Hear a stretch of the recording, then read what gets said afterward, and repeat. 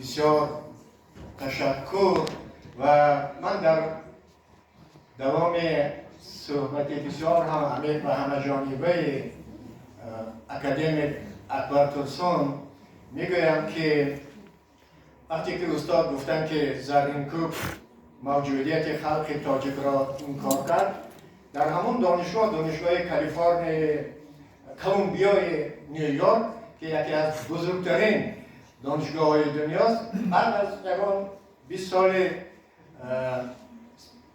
همون صحبتی که استاد اکبر ترسون کردن، بنده هم در اونجا واخوری و صحبت داشتم و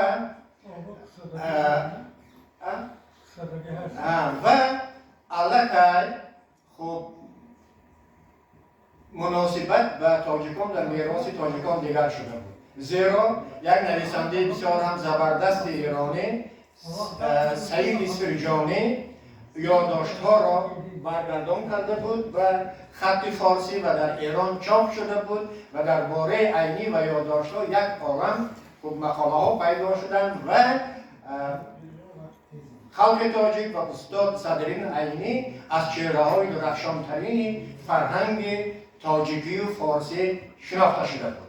این یک جمله که در دوام حرف استاد.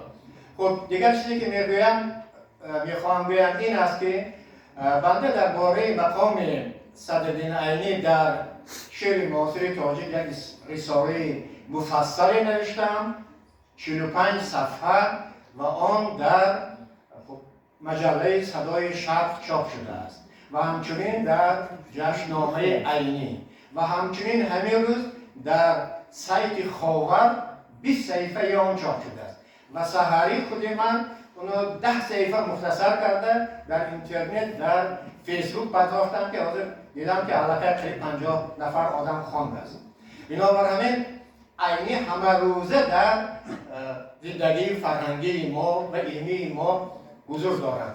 وقتی که من به کابینت آمده دیگه ماشانه میبرم، من استاد محمد شاد ایلالویچ دیدم که از دانشمندان معتبرترین آسیای مرکزی و نه تنها آسیای مرکزی بلکه در ساحه خودشان در ساحه ریاضیات در جهان هستند و من ایشان خبر کردم که امروز اینجا سالانه عینی است، گفتن که حتما حاضر می‌بینم و آمدن و به من گفتن که من از تو یک خواهش میکنم در برابر این سخنت درباره عینی یک شعر داری، همونه خوان گفتن. بنابراین من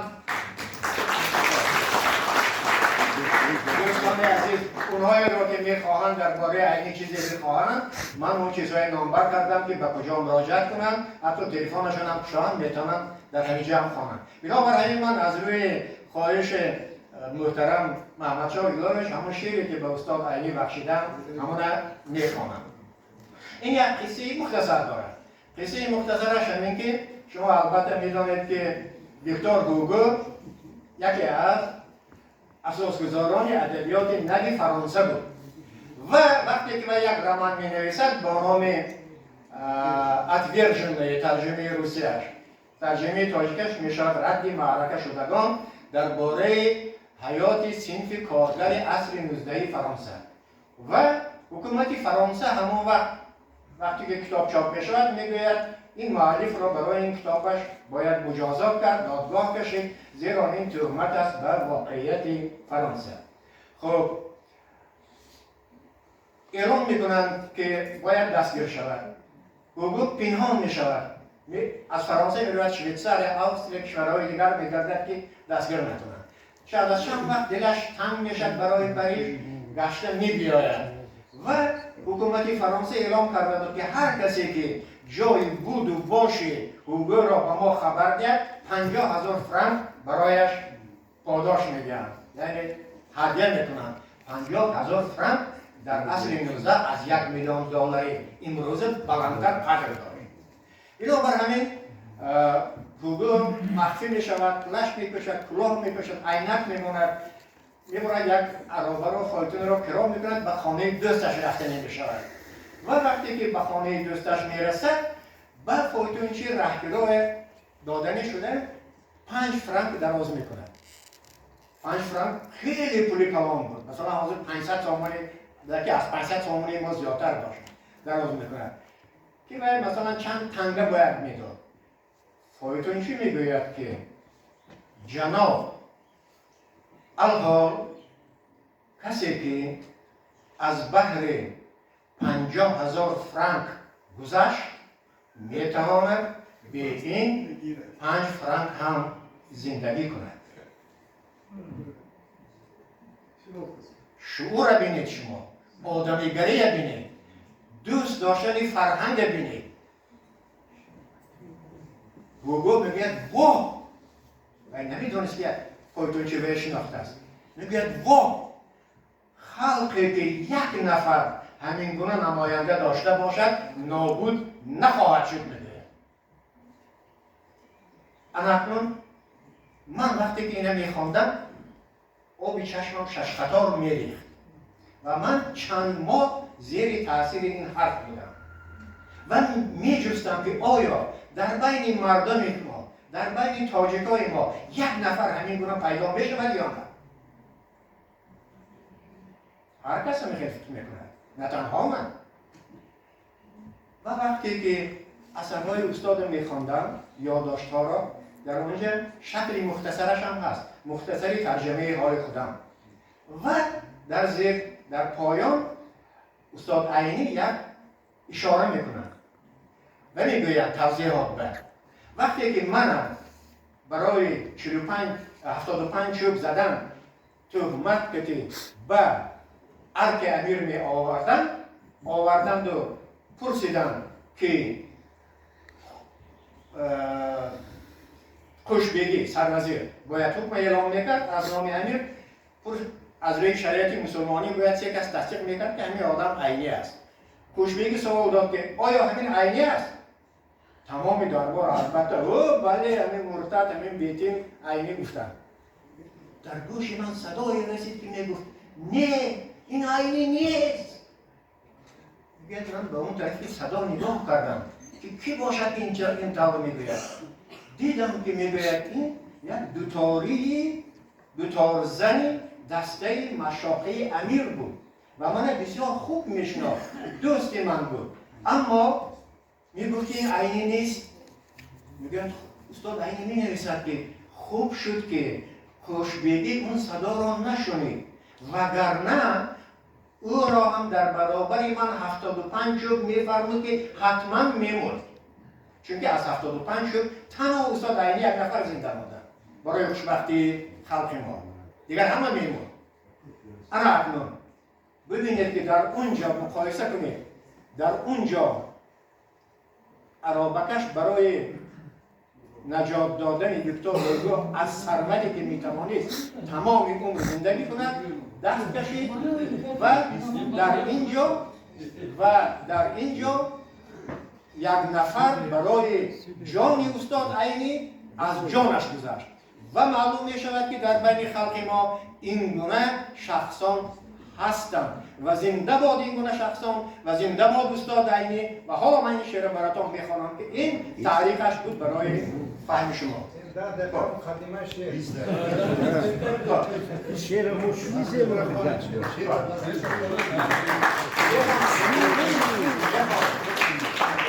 بخوانم هر کسی نمیخواسته باشه در شادگی.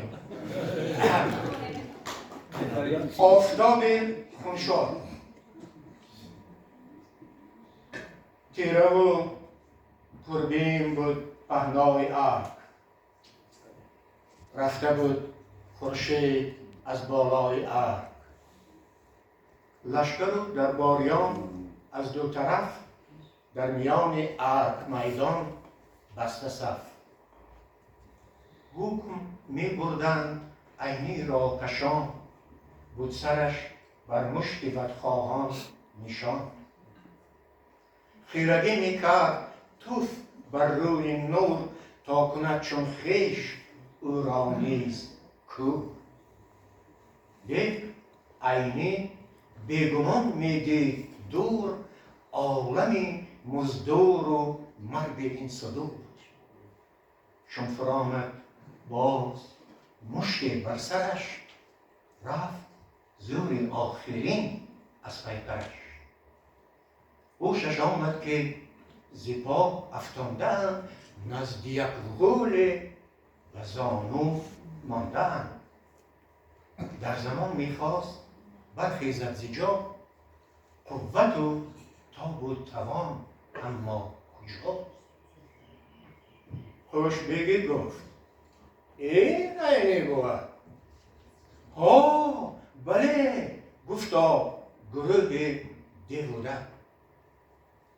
ناگهان آمد صدای سینه سوز، نیست عینی این خدایا این چه روز؟ دید عینی در زمان سوی صدا، قوت دل گشت آن حرف وفا. زیر لب می گفت عینی چاره جوی، بلکه این می گفت هر یک تار موی. ای دو تاریی فقیر از عوام، ای تو ناموسی عزیز و پاک عام. یک همین آواز تو آمد به گوش، از میان شور و غوغا چون سروش.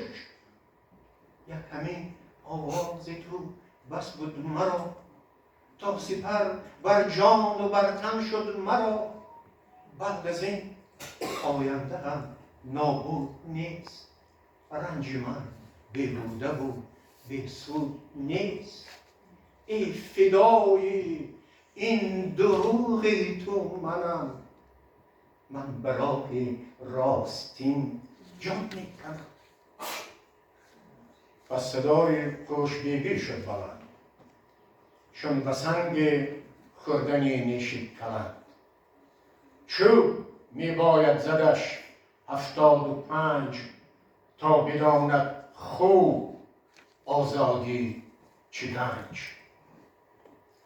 گوله بگریفت در پشتش برآورد، دامنش بردند تا گردن فرا. 2 نفر از دست و پایش داشتند، با عداوت چوب ها برداشتند. هر سر میری غضب بر اکی اوچ، میفرامد ضربه ها بر پشت لوچ. کنده هر یک ضربه اش یک لخت گوشت، کوفت در هم پاره های سخت گوشت.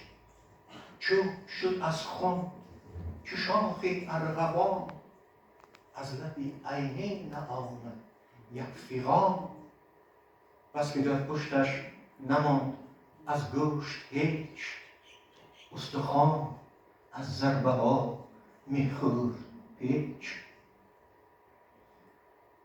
چون حساب چوب ها بشنید 60، گویا جسمش به حوض خون نشست. یک زمان 66 آمد به روش، ازدحام و میشمیشش آمد به روش. این چه سبجانه که حالا زنده است، غرق خون و سر به بالا زنده است. باز 9 ضربه دیگر آمد به پوش، او نگه بر کشتگی کرد کشت. دید میدان کآفتاب تازه رو میدمید از شانه خونشار او.